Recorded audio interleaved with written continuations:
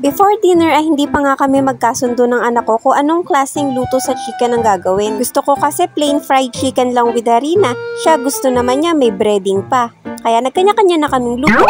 Pero wala kaming breading mix that time pero pinagpilitan niya pa rin Skyflakes ang ginamit. At dahil may sitaw pang natabi galing sa harvest, eto sinabawan ko na with sotanghon. Solve ang dinner!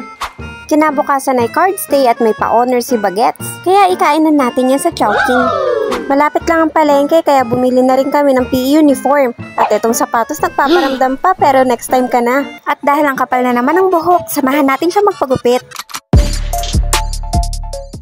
Halos tapat lang to ng school kaya umaasa ako na student-friendly ang price dito. Pero pagpasok sa loob mukhang mapapagastos tayo sa aircon at ambience. Ngayon ko lang nakita yung gantong style ng paggupit pero let's just trust the process. Looks done na, may pamassage pa si kuya. Okay na at press kong gupit na naman ang bebe ko.